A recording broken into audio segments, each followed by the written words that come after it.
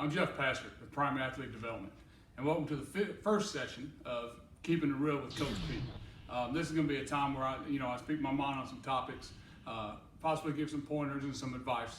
But today I just want to start off this first session with talking about the different theories and beliefs of different techniques and fundamentals of offensive line play. First, right off the bat, I believe there's an effective way and there's an ineffective way.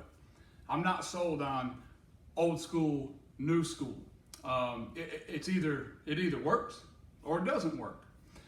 So that being said, when we're teaching something here, or when you're teaching something as a coach, or when you're learning something as an athlete, it's very important that you can explain the why behind the what.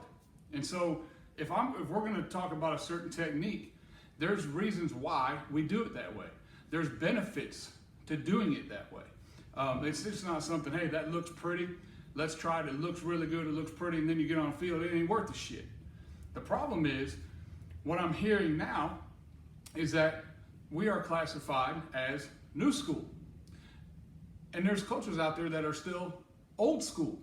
So if you're teaching a certain philosophy to a technique, to taking a pass set, or even starting in your stance, and your only reason for teaching that technique or that fundamental is because we're old school and that's how we do things here, and we're not new school, so we don't do any of that kind of stuff, I don't think that's an effective way of teaching your players how to be the best they can be and to be successful. The reasoning of, well, it's been done this way for 50 years and it's worked, so why change? Well, the game has evolved in 50 years. Offensive lineman has evolved in 50 years. The guy we're trying to block, he's evolved over 50 years. So my plea to you as coaches out there is, if you have a way of teaching your technique or your fundamental that might be different than what we believe in here at Prime, that's fine.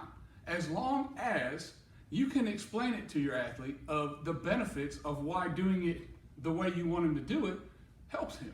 What's the benefit? How's it going to help him on the field? Is it going to help him be successful? But if your only reasoning is because I'm an old school guy and we're old school around here and we don't do any of that new school stuff, then are you really helping your athlete? Because in the end, I don't personally believe you are. Athletes need to understand the why behind something.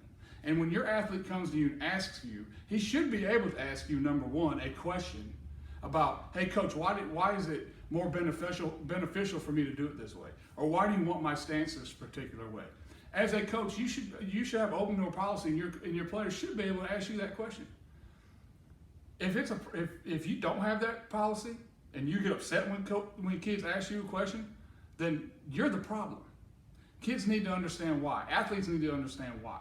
And if your only reasoning is, number one, that's how it's always been done. Number two, that's how I was taught to do it. Number three, it's worked for 50 years.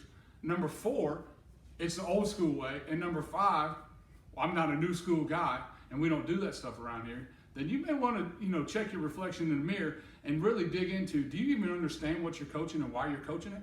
Because if you can't explain it to your player of why you do something, why you want them to do a certain technique, why you want their stance a different way, then in the end, do you really understand what you're coaching?